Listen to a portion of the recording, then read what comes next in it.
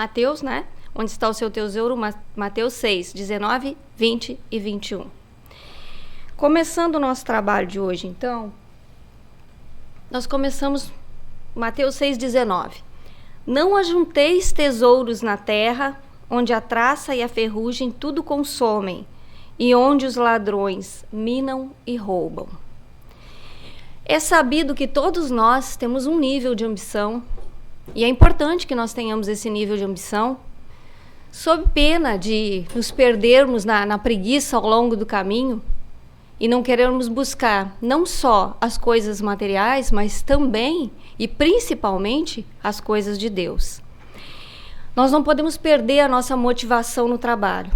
Então, por esse motivo, nós sabemos que é importante esse nível de ambição que todos nós temos, e ele é importante na nossa vida. Todos, dos mais simples, dos mais humildes, as pessoas que têm mais posses financeiras, temos os nossos interesses. Os nossos interesses de pagar nossas contas em dia, os nossos interesses de construir um crédito, os nossos interesses, aqueles de nós que são provedores dos lares, de providenciar o melhor, de prover o melhor para os nossos filhos, para as nossas esposas, para os nossos maridos, para os nossos amigos, para os nossos funcionários. E aqui para o centro também. Para as nossas casas espíritas, para as igrejas, para as sinagogas, para todos os lugares onde a gente recebe os fiéis. Isso é importante nas nossas vidas. Entretanto, Jesus nos adverte, em Mateus 6,19, para nós não dependermos das riquezas materiais como segurança para o futuro. Por quê? Porque nós sabemos que a coisa mais certa no mundo é a incerteza. Nós sabemos do quanto aquilo que se tem hoje é perecível. O bem material é perecível. Então, tudo aquilo que nós tenhamos hoje, podemos vir a ter no futuro, do mesmo jeito que veio, pode-se ir. O nosso próprio corpo, que hoje é material e onde habita o nosso espírito, também é perecível. Então, nós sabemos que nós não podemos colocar todo o nosso coração, todas as nossas esperanças naquilo que é material. Jesus sabia que os fariseus acreditavam que as bênçãos que Deus nos dava, elas eram provadas através da quantidade de bens que eles adquiriam. Então, fariseus e escribas acreditavam nisso. Quanto mais bens adquiriam, mais eles eram abençoados. Essa é a ideia deles pensarem. Porque a gente sabe que naquela época, o ensino e também as orações, muitas vezes nas casas das viúvas, que os fariseus faziam, eram cobradas. Era como o ensino numa escola hoje, por exemplo. Então, muitas vezes, eles cobravam o que as pessoas não tinham para pagar. As viúvas, na sua pobreza, que necessitavam dessas orações, elas não tinham dinheiro para pagar. E o que acontecia? Eles não se importavam muito com a questão de ter ou não ter dinheiro. Eles queriam receber o seu pagamento e eles prolongavam essas orações naquele tempo. Faziam com que essas orações se tornassem cada vez mais caras. Quanto mais longa era a oração, mais cara ela se tornava. E isso fazia com que as mulheres, muitas vezes as viúvas, elas não tinham como pagar essas orações. Então, elas trocavam, digamos assim, materiais. Tinham muitas coisas de metal. Os copos eram de metais naquela época, alguns de barro, alguns de metais. O metal sempre mais caro, né? Mais valioso do que os copos de barro.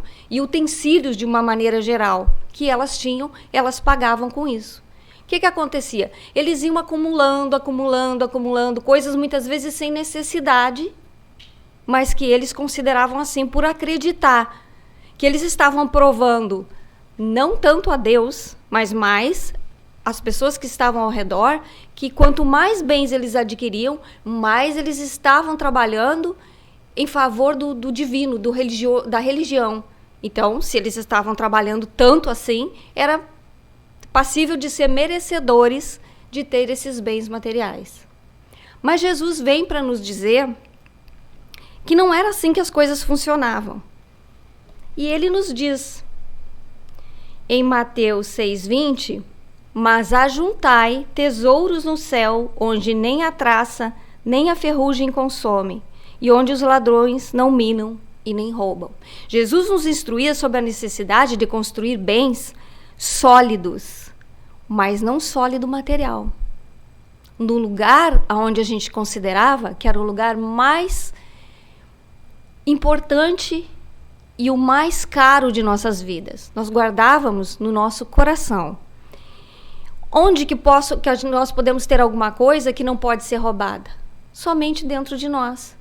Porque se nós sairmos e comprarmos um carro, ele pode ser roubado. Um celular novo de última geração, a gente pode esquecer no banheiro de uma loja, ou alguém pode vir e nos roubar da bolsa sem que a gente nem perceba.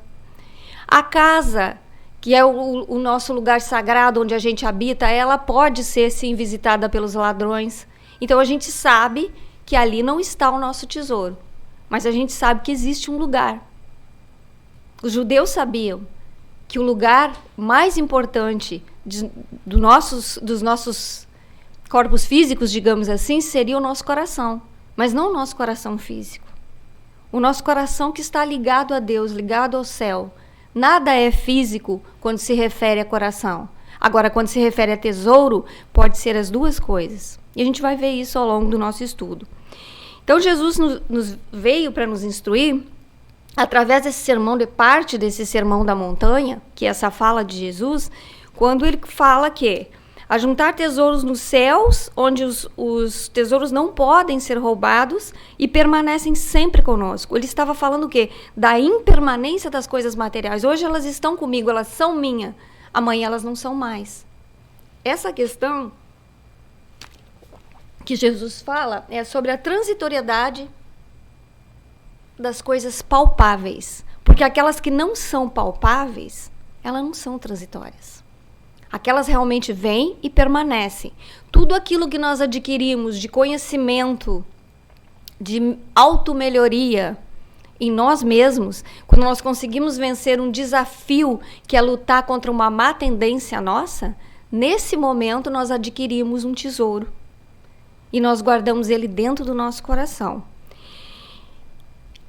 Benjamin Franklin, um dos maiores representantes do iluminismo nos Estados Unidos no século XVII, já dizia, né? Se as tuas riquezas são tuas, então por que não as leva contigo? E faz com que a gente fique pensando, né? Uau! Então quer dizer que elas realmente não são minhas, elas são emprestadas, sejam quais forem. Sejam os nossos filhos, sejam os nossos cônjuges, sejam os nossos amados amigos que tanto nos ajudam nas horas que a gente precisa. Agora que eu tenho netos, né? Então eu já estou colocando, né? Onde está o meu tesouro, onde está o meu coração? Aonde que estão os nossos tesouros? Onde que nós colocamos o nosso tesouro? O que é importante realmente para nós? Se nós nos fiar... E ele dizia uma outra frase bem importante também. Franklin dizia, não te fies da riqueza ou da piedade dos homens pelo aspecto que se apresentam nos domingos. O que ele estava falando para nós? Que a gente gosta tanto de citar os fariseus, são a bola da vez, né? A gente gosta muito de citar eles. A gente vê nos domingos, eles não faziam esse tipo de oração em público, para que todos vissem que eles estavam orando, levantando as mãos, erguendo mãos aos céus. A quem eles queriam mostrar isso? Se a nossa comunicação com Deus ocorre dentro de cada um de nós. Era para nós mesmos, uns para os outros. Então, não te fies da riqueza ou da piedade. Aquilo que as pessoas demonstram em público nem sempre é o que elas realmente estão sentindo. O que não quer dizer que o contrário não pode ser verdade. Mas Jesus nos orienta para isso. E Franklin, lá no século XVII, tinha esse tipo de pensamento que é tão atual e nos ajuda até hoje a colocar na nossa vida. Realmente, se as nossas riquezas são mesmo nossas, por que a gente não leva elas conosco? Nós só podemos levar conosco aquelas que nós já aprendemos, entendemos, internalizamos e guardamos dentro do nosso coração. Em Mateus 6:21, ele diz, porque onde estiver o vosso tesouro, aí estará também o vosso coração. Jesus nos orienta que, aonde nós colocarmos as coisas mais importantes para nós, as coisas sejam elas palpáveis ou não, Quando eu falo impalpável, eu estou falando das nossas relações, das nossas famílias, dos nossos amores, que a família é aquele lugar onde nós somos colocados, ela é a mais importante organização onde nós tivemos a oportunidade e a bênção de ser colocados. Então, muitas vezes a gente deixa a família e sai para juntar tesouros que são palpáveis. E deixa a família. E não junta os tesouros que não são palpáveis, que são os que realmente vão ir junto conosco quando a gente partir daqui. Como o povo judeu sabia, né, que o coração era a sede da inteligência e da vontade humana, eles sabiam que ali dentro, o coração é aquilo que governa a vida, aquilo que nos dá o fogo, o combustível para a gente trabalhar, para a gente correr atrás. E o que a gente está correndo atrás? Do quê? O que é permanente ou o que é impermanente? Aonde está o nosso tesouro, também estará o coração. Com isso, a gente já entende que Jesus não está falando contra as riquezas terrenas, mas ele está colocando para que a gente possa colocá-las junto. Porque nós podemos, sim, viver sem bens materiais. O mendigo que está na rua vive sem bens materiais. Mas ele vive da bondade e da caridade alheia. Mas é tão difícil viver sem um amor, sem um carinho, sem as relações de amor que nós temos com filhos, com marido, com pais, com mães, com amigos, e às vezes até mesmo dentro do nosso local de trabalho, o carinho que se cria com as pessoas que estão trabalhando junto conosco, que eles começam a fazer parte da nossa família. Com esse lugar que nós visitamos sempre que podemos, onde nós viemos para dividir aquilo que a gente estuda, para nos tornarmos mais fortes, para aprendermos mais.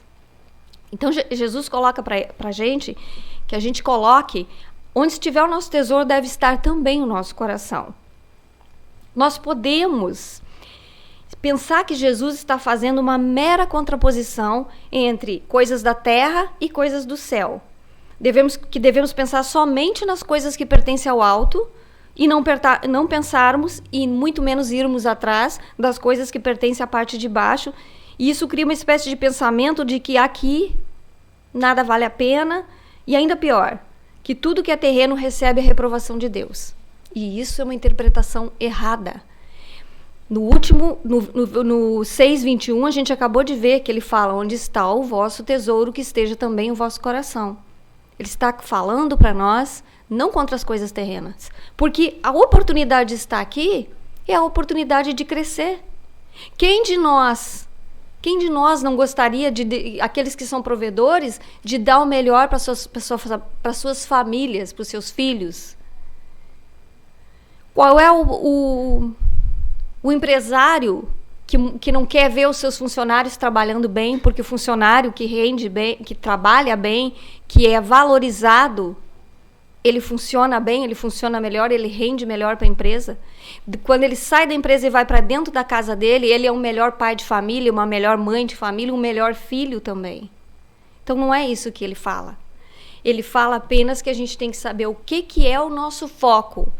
Porque isso aqui é uma questão de escolha e de foco. Nós não temos que renunciar a nada material nessa vida no sentido de abrir mão. Porque isso nos faria pessoas preguiçosas. Porque se a gente não correr atrás do que nós temos que correr aqui, do pão nosso de cada dia, de pagar as nossas contas, de pagar os nossos aluguéis, de conquistar uma coisa para dar de presente para alguém, de ajudar, como eu vi na entrada do centro, os trabalhos comunitários que são feitos aqui dentro do centro, se nós não temos sobrando para dar para alguém, como é que nós vamos dar? Então nós não temos que abrir mão, nós temos que entender o que ele está nos falando. Nós temos sim que renunciar às nossas más tendências, ao nosso egoísmo de querer cada vez mais. Nós temos que entender que aonde eu colocar o meu foco, é lá que vai crescer. E aí eu não sei se eu vou estar pronto para colher isso, porque é uma plantação e depois vai ter uma colheita. Se eu colocar nas coisas da terra, se eu olhar para baixo e colocar meu foco aqui nas coisas da terra, somente nas coisas materiais, e não olhar para as coisas de Deus, para o céu, para as coisas de Deus, que na verdade é uma extensão de mim, ou eu sou uma extensão dele, melhor dizendo, é uma escolha. Eu posso focar somente nas coisas da terra, somente nas coisas palpáveis, somente nas coisas materiais. Mas o que eu preciso entender é que tudo isso vai ter uma volta depois. Se fosse dessa maneira, para nós renunciarmos a tudo que é material, nós não estaríamos aqui. Como que Jesus nos mandaria, como que Deus nos mandaria para um mundo material para que nós vivêssemos só as coisas do céu? Nós viemos para cá para aprender, sim. Aqui não é a nossa pátria, aqui é uma passagem, é uma escola. Então, como é que é possível a gente reler esse versículo como sendo um conselho para nós guardemos nossos tesouros em Deus? Aí a gente se pergunta, mas ok, onde é que está Deus? Essa é a parte importante. Nós temos que saber onde está Deus nessa questão.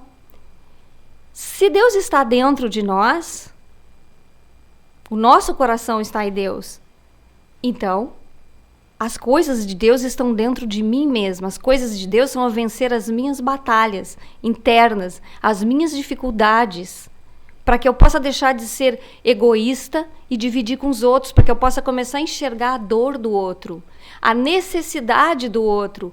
E eu entenda que se eu tenho possibilidade de ter mais do que o outro, eu tenho obrigação de dividir com ele.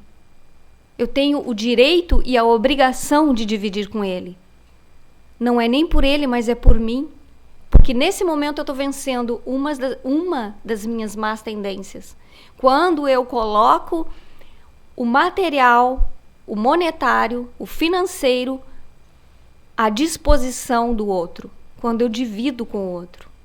Eu não só aprendo, como eu ensino também.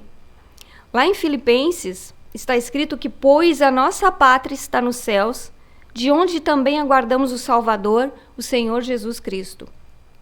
Nesse momento, Jesus nos direciona a respeito das conquistas materiais através da parábola dos talentos, que é uma outra prova de que Jesus não quer que a gente abandone e abdique de tudo que nós temos aqui. O que diz a parábola dos talentos em poucas palavras? Que o senhor rico, que é representado por Jesus, ele chama 3 dos seus escravos, dá 5 talentos para um, 3 para o outro e 1 para o outro. Deu nessa quantidade porque já conhecia as capacidades de cada um. E foi.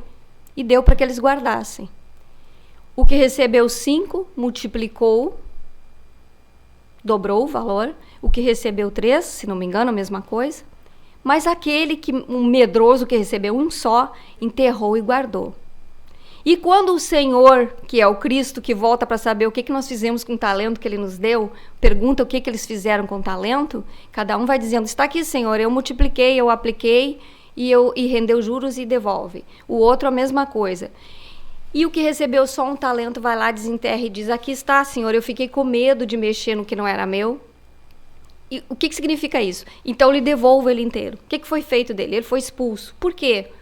Porque ele perdeu a oportunidade que foi lhe concedida de crescer, de multiplicar, de aprender.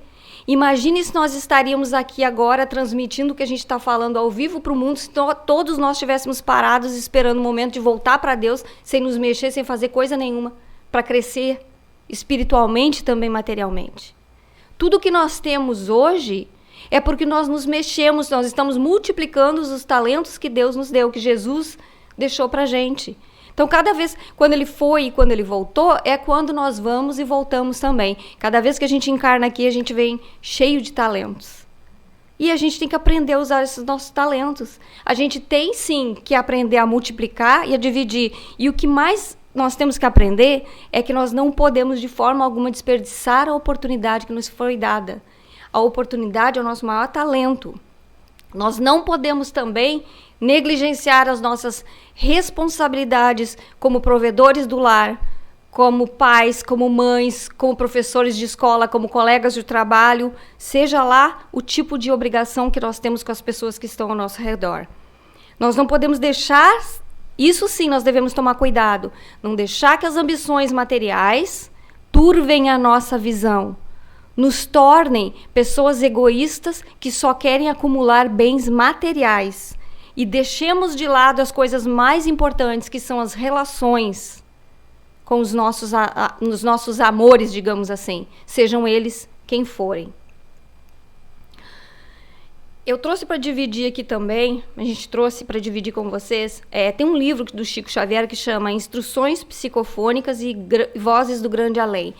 Virou um livro, na verdade, e dá até para a gente ouvir, né, um audiolivro na internet, onde tem uma história bem interessante, é uma compilação de histórias psicofônicas, não são psicografias.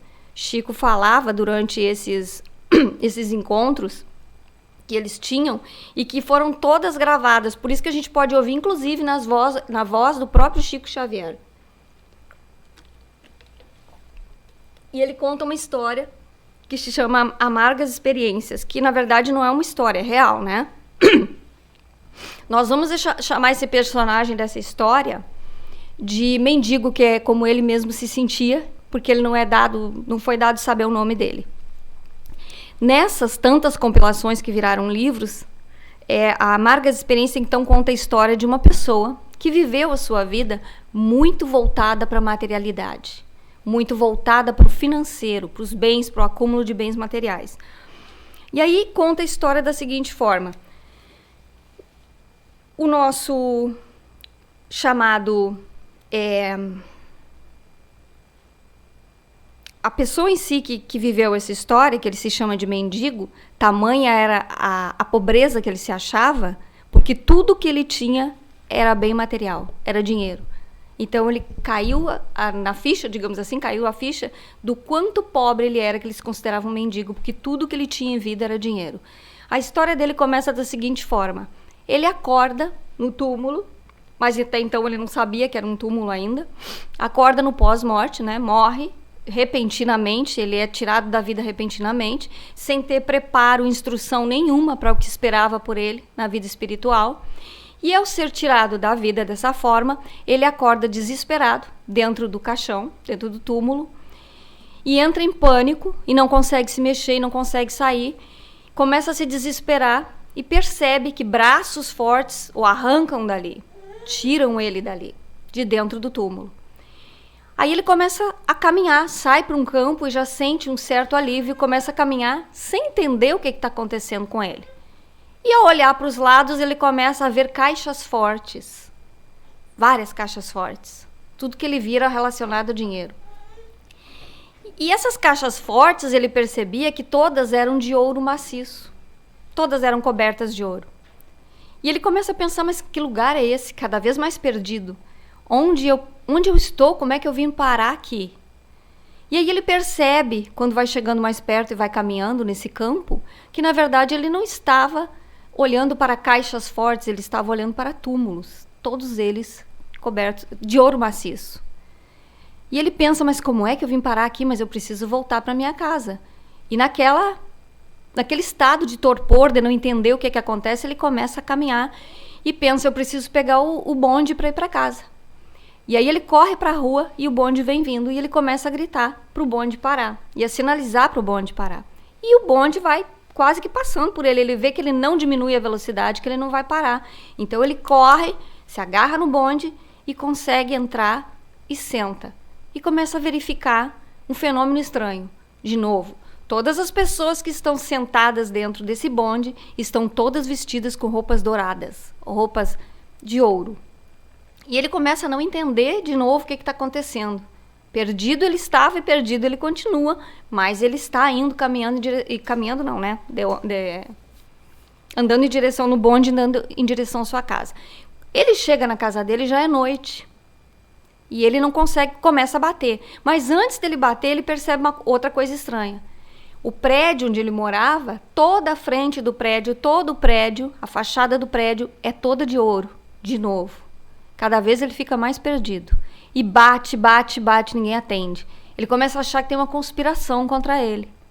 Então, nosso amigo mendigo se desespera, mas não tem o que fazer. Bate, ninguém vê, ninguém fala, ninguém atende.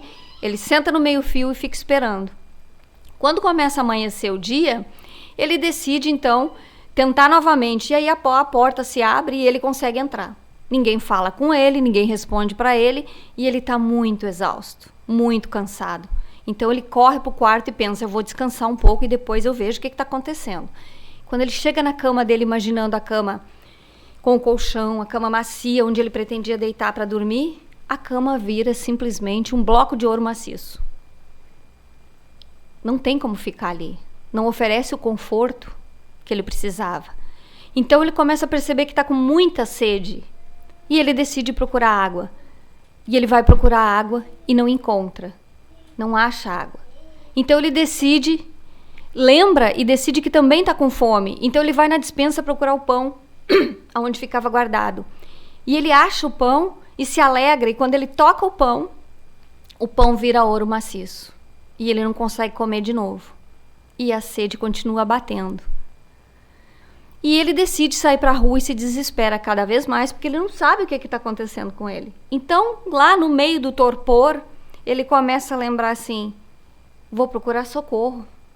Ele havia sido católico em vida, não praticante, mas eventualmente ele, por questões de estar com a família em algumas ocasiões, ou de dar uma ajuda para a paróquia onde ele pertencia, ele frequentava a igreja católica eventualmente. Então ele decide procurar a igreja católica. Chegando na igreja, ele decide ir para o confessionário, porque ele acha que quem sabe ele se confessando, ele entendendo, o padre vai conversar com ele, vai explicar o que está acontecendo. E quando ele chega no confessionário, ele enxerga o quê? Um caixa de banco. E aí ele entra mais em pânico ainda e decide sair, não, tem alguma coisa errada aqui, eu vou me socorrer com Nossa Senhora, eu vou ver a hóstia, quem sabe? Então ele vai e senta e espera a hora da hóstia. E quando o padre levanta a hóstia, ele enxerga moedas de ouro. E cada vez o desespero toma mais conta. E aí ele pensa, não, Nossa Senhora vai me socorrer, então eu vou pedir para ela. Mas olha que ele já está pensando do ponto de vista espiritual. E quando ele olha para a estátua de Nossa Senhora, o que acontece? Toda de ouro, vira de ouro maciço. Não, mas Jesus, então Jesus vai me socorrer. E ele olha para a cruz. E a cruz vira o quê? Um grande cifrão de ouro.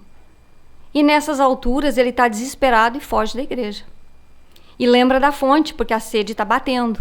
Então ele lembra da fonte que tinha no centro da cidade. E ele pensa, não, quando eu tomar água, quando eu me refrescar, eu vou começar a melhorar, a entender o que está acontecendo. E ele vai e chega lá. E quando ele vai beber, toda aquela água se transforma em ouro líquido. E cada vez ele fica mais desesperado. Aí ele lembra, nesse momento, de um amigo, Cícero, que ele tinha em vida, que era espírita e que ele considerava louco. Por causa das teorias do Cícero, né? Cícero era louco. Então ele não dava muita bola. Era amigo dele, mas não dava muita bola. Nem ele sabe por que ele lembra de Cícero. Certamente a influência de Cícero tentando ajudá-lo, e ele, assim como André Luiz não via os familiares e os amigos tentando ajudar a mãe e os outros familiares tentando ajudar pela cristalização em que ele se encontrava, a mesma coisa acontecia com o nosso amigo chamado Mendigo. Ele não via, mas provavelmente o amigo conseguiu, naquele momento que ele estava entrando em desespero e pensando nas coisas do céu, ele consegue enviar uma mensagem. Então ele pensa no Cícero. Imediatamente o Cícero aparece e diz, não, meu amigo, eu estou aqui, eu vou te levar a um lugar onde tu vai começar a entender o que está acontecendo. E que lugar maravilhoso é esse que ele leva? O lugar onde Chico está com seus companheiros reunidos para mais um trabalho, que daria origem a essa obra, Instruções Psicofônicas. Chegando lá, ele começa então a entender o que está acontecendo com ele, começa a ver os erros que ele cometeu durante a vida, o quão despreparado ele estava, porque ele colocou o tesouro dele num outro lugar, não era onde estava o coração, não foi naquele lugar sagrado onde devem estar as coisas sagradas para nós. E ele começa a entender. Mas é muito bacana a história dele, para finalizar, quando ele é chamado para esse trabalho, quando depois ele começa a desenvolver um trabalho mais adiante, já consciente e entendendo o que está acontecendo com ele, ele começa a desenvolver um trabalho de inspirar e ajudar os encarnados que estavam na mesma condição em que ele se encontrava antes dele morrer. Cristalizados no financeiro. Porque quando ele está lá e ele pede pelo amigo, antes dele pedir pelo amigo e lembrar do Cícero, ele ouve uma voz que vem do além, que ele não sabe de onde veio, e que diz para ele, meu amigo, tudo que tu pediste na tua vida te foi dado. Tu queria o ouro, tu queria o bem, tu queria o material, e isso foi dado. Ou seja, já dá para a gente pensar assim, que aonde a gente bota o nosso foco, aonde a gente pede, é ali que vai crescer. E será que a gente está colocando o nosso foco, o nosso tesouro no lugar certo? Então essa história conta pra gente o quanto nós podemos estar despreparados quando a gente partir daqui, já que aqui não é a nossa pátria espiritual e que nós vamos ter que voltar para casa. E se nós não estivermos preparados para essa volta, o que vai acontecer conosco? Pode acontecer alguma coisa parecida como essa.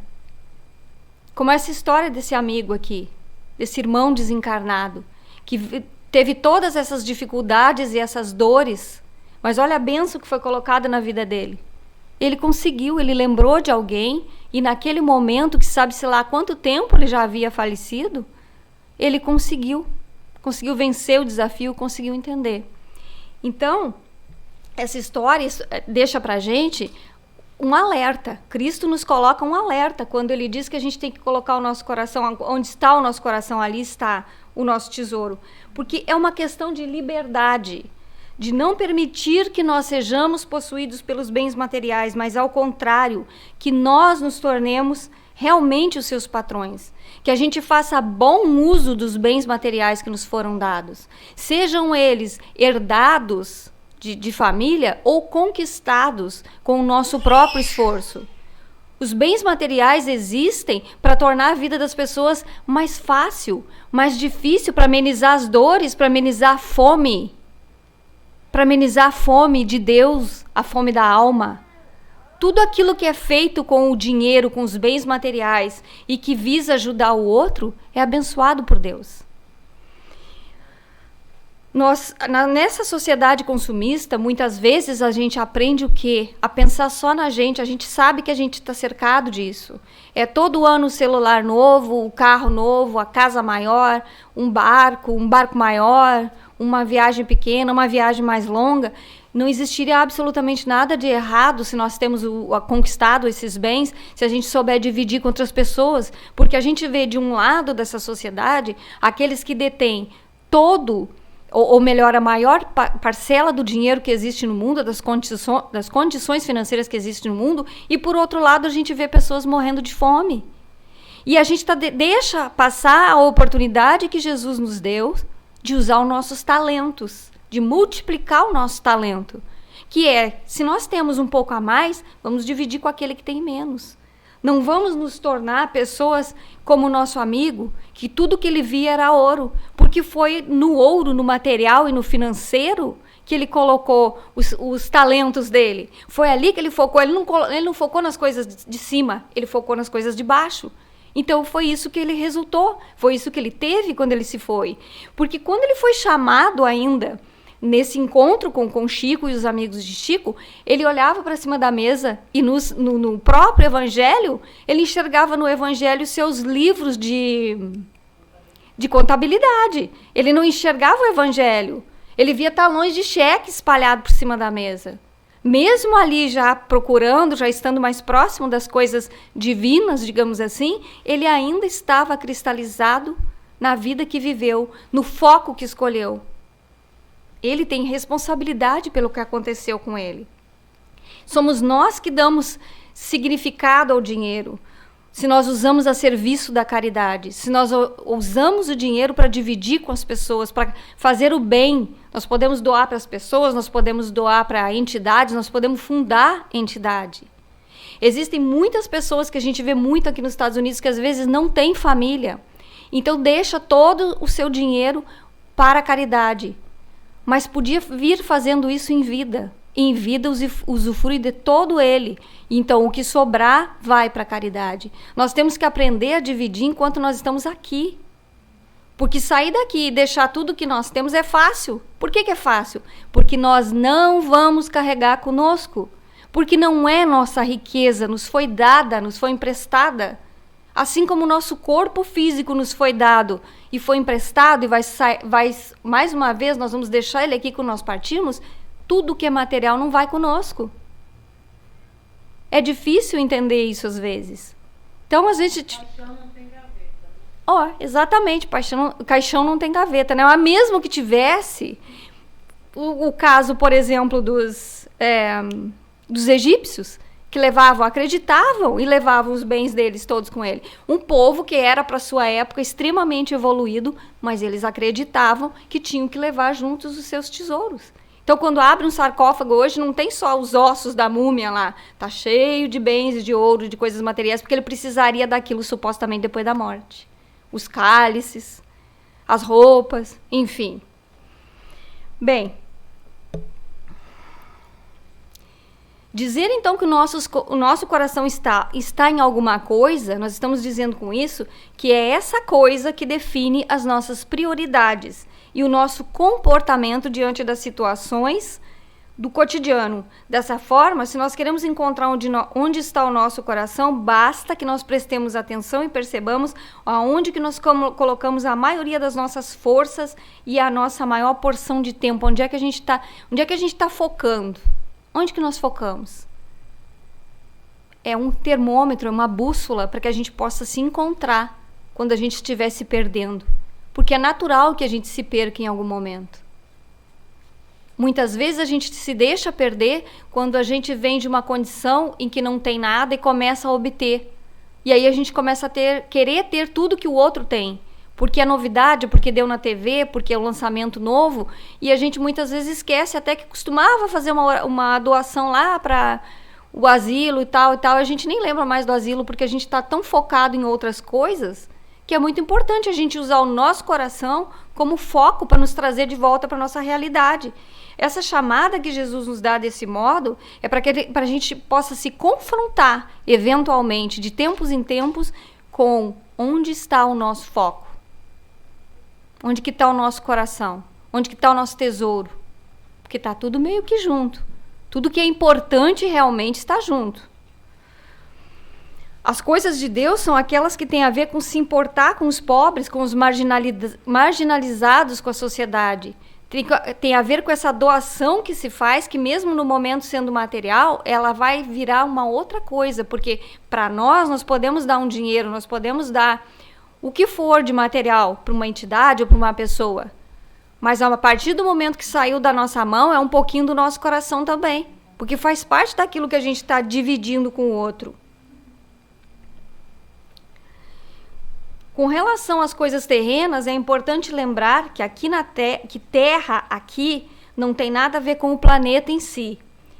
Antes com um sistema e com uma forma de vida. Ser terreno nesse sentido é viver uma vida que é voltada somente para si. É uma vida movida pelo individualismo e sem se importar com os outros. Isso é ser terreno. Não é juntar bens materiais. Dessa forma, então, a gente entende que o individualismo e o egoísmo são marcas de todos que decidem guardar o seu tesouro nas coisas terrenas. E aonde que está verdadeiramente o nosso tesouro? Se todos os dias nós parássemos um pouquinho para pensar onde que está o nosso tesouro, a gente estaria usando a nossa bússola, que nos levaria novamente para o ponto onde nós devemos estar. Naquele ponto em que a gente sabe que está colocando os nossos esforços, a nossa atenção nas coisas do céu. Porque o que é céu? Céu é uma palavra para Deus. E quem é Deus? Onde está Deus? Melhor, onde está Deus? No coração, dentro de cada um de nós. Lao Tse já dizia que a alma não tem segredo que o comportamento não revele. Realmente, tudo que nós fazemos é aquilo que nós somos, é o que está dentro de nós. Principalmente quando a gente faz sozinho, sem que esteja cercado de pessoas ao nosso redor. Sem testemunha, exatamente. Esse ensinamento de Lao Tse serve de critério para avaliação de toda a coadunação entre discurso e prática. O que ele quer dizer com isso? Que é o comportamento que indica onde é que está o nosso tesouro. Como a gente se comporta. Não tem como a gente mentir. Nós somos aquilo que nós pensamos, aonde nós colocamos o nosso foco. Aquele ali somos nós. Assim como Jesus, nós devemos viver uma vida na qual a nossa prática manifeste o nosso discurso. E o nosso discurso seja reflexo da nossa prática. De maneira inversa, nós podemos dizer que aonde está o nosso coração, ali está o nosso tesouro também. porque ambos vão se equivaler.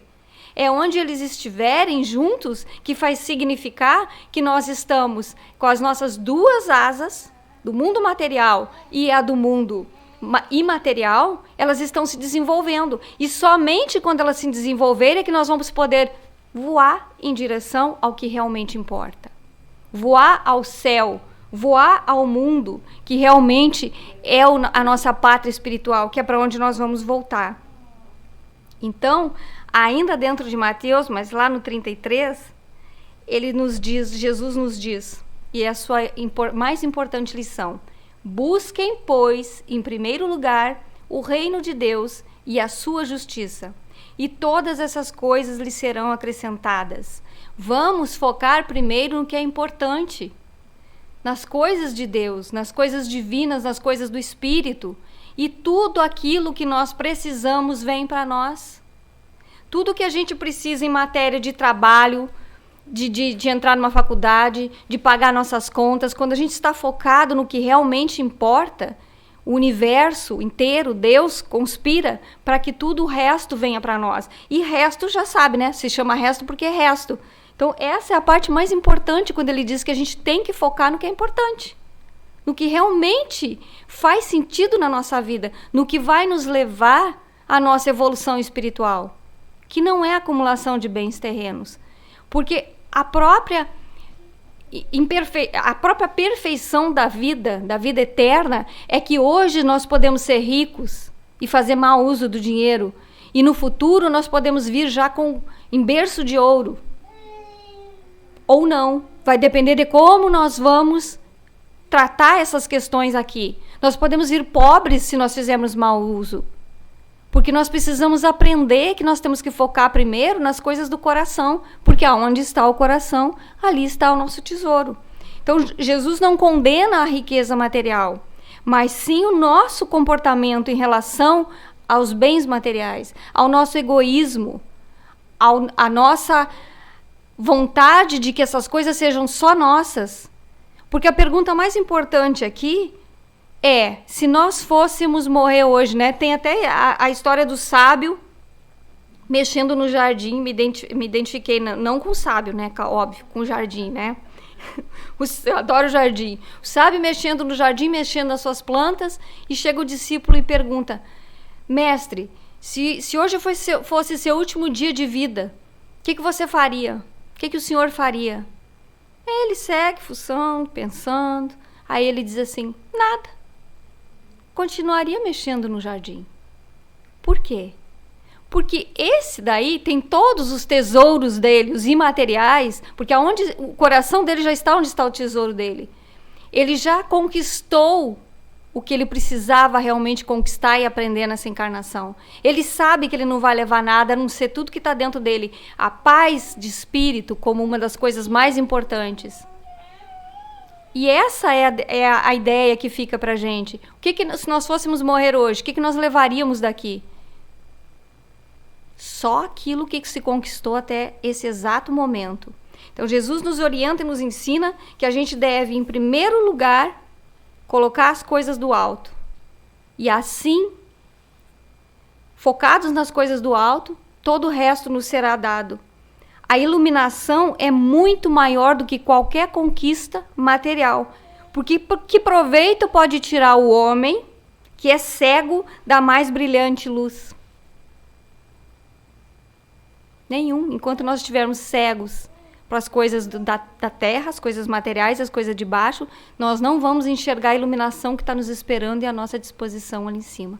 Então, o que fica de lição para a gente é a gente, a cada dia, pensar um pouquinho no que nós estamos fazendo das nossas vidas. Se nós estamos focando numa asa só, que não é importante, muitas vezes as pessoas se dedicam somente às coisas do espírito e esquecem com isso suas próprias famílias, esquecem de prover o que é necessário também. Então também não há um crescimento. Para que haja um crescimento, o tesouro e o coração têm que estar no mesmo nível das asas, para que se possa voar e ir ao infinito.